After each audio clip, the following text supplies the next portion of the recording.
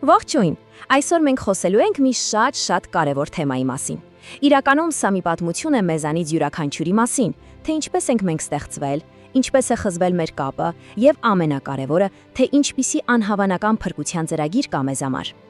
Գիտեք, կյանքում երբեմն լինում են պահեր, երբ զգում ես, որ ինչ որ բան այն չէ, ինչ որ բան պակասում է։ Ծանոթ զգացողությունը։ Դե սա պատահական չէ։ Սա մի տեսակ ներքին ձայն է, որը հուշում է, թե իրականում ինչի համար ենք մենք ստեղծված։ Դե ինչ, եկեք սկսենք ամենասկզբից, որպեսզի հասկանանք, թե ինչն է պակասում, պետք է տեսնենք, թե ինչպիսին էր ամեն ինչ ի սկզբանե։ Խոսենք կատարյալ սկզբի մասին։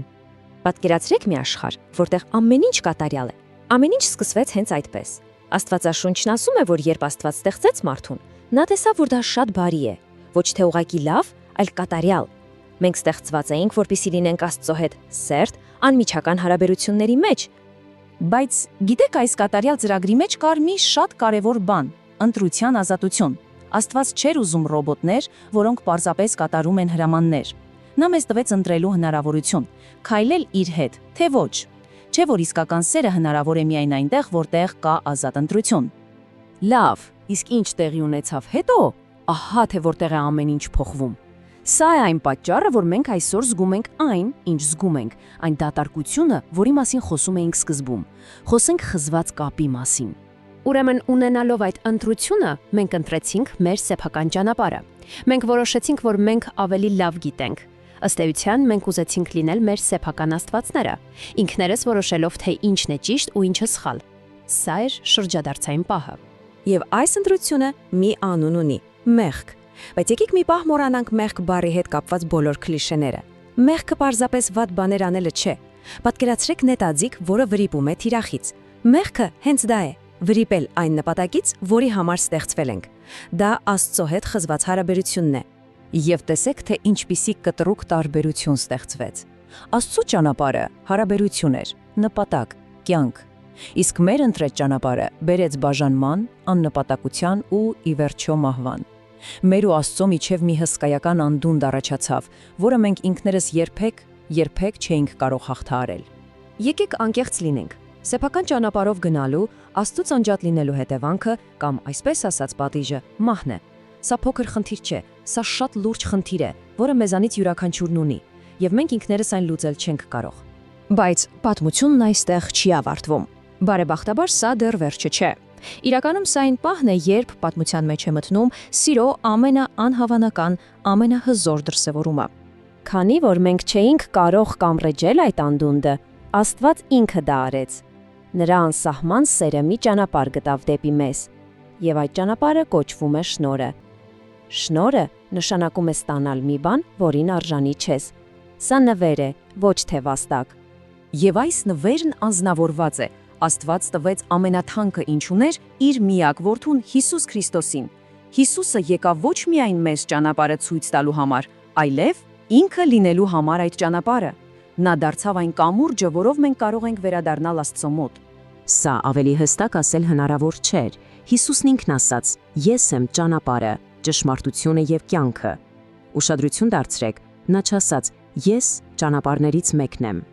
Նա ասաց. «Ես եմ ճանապարհը»։ Դեպի Հայր Աստված տանող միակ բացառիկ ճանապարհը նա է։ Եվ այս ամենի կիզակետում մի իրադարձություն է, որը տևեց ընդամենը 3 օր, բայց փոխեց ամբողջ հավերժությունը։ Առաջինը, խաչի վրա Հիսուսն իր վրա վերցրեց մեր բոլոր սխալների, մեր բոլոր մեղքերի պատիժը։ Երկրորդ, նա մահացավ, այն պատիժը, որին դուք էիք արժանի, նա ամբողջությամբ վճարեց իր կյանքով, բայց սա վերջը չէր։ Երրորդ, 3 օր անց Աստված նրան հարություն տվեց մեռելներից։ Սա ապացուցեց, որ նա հաղթել է մեղքին ու մահին, ընդմիշտ։ Այս 3 օրը փոխեց ամեն ինչ։ Լավ, այս ամենը շատ հզոր է, բայց ինչ կապ ունի այն ձեզ հետ։ Հենց այսօր։ Այս անհավանական փրկությունը անձնական նվեր է, առաջարկված ձեզ։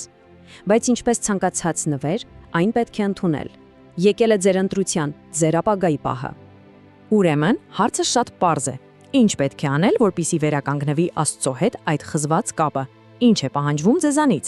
Պատասխանը զարմանալիորեն պարզ է։ Ամեն ինչ կախված է մեկ որոշումից։ Դուք պետք է անեք 3 բան։ Առաջին, շրջվեք։ Պարզապես թողեք ձեր սեփական ճանապարհը եւ դարձեք դեպի Աստված։ Երկրորդ, խնդրեք ներում, ասեք նրան, որ զղջում եք։ Եվ երրորդ, ու սա ամենակարևորն է, հավատացեք եւ խոստովանեք։ Սրտով հավատացեք եւ ձեր բերանով բարձրաձայն ասեք, որ Հիսուս Քրիստոսը Աստծո որդին է, որ նա խաչի վրա կրեց ձեր պատիժը, մահացավ ձեր փոխարեն եւ որ Աստված նրան հարություն տվեց մեռելներից։ Այսքանը սա բարի գործերով վաստակելու մասին չէ, սա ուղղակի հավատքով ընդունելու մասին է։ Եվ երբ դուք ասում եք այդ այոն, տեսեք թե ինչ է տեղի ունենում։ Ամեն ինչ փոխվում է։ Դուք ստանում եք մի բոլորովին նոր հավիտենական կյանք։ Ձեր անցյալի դատապարտությունն անհետանում է։ Դուք դառնում եք Աստծո ընտանիքի անդամ, նրա զավակը։ Ներսից սկսվում է իրական փոփոխություն, եւ դուք վերջապես սկսում եք քայլել այն զարմանալի ծրագրով, որ Աստված միշտ ունեցել է ձեզ համար։ Ուզում եմ մի բան շատ հստակ ասել, քանի որ սա շատ տարածված սխալ պատկերացում է։ Պետք չէ սպասել, մինչև ավելի լավը դառնաք, որպեսզի գաք Աստծո մոտ։ Դա այդպես չի աշխատում։ Փոփոխությունը ձեր որոշումից հետո է գալիս, ոչ թե առաջ։ Դուք գալիս եք այնպիսին, ինչպիսին կաք, հենց հիմա։ Ու նա ձեզ ընդունում է։ Այնպես որ այլևս մի սպասեք։ Այսօր կարող է լինել ձեր կյանքի ամենակարևոր օրը։ Ընտրությունը ձերն է։ Ինչ եք ընտրելու դուք։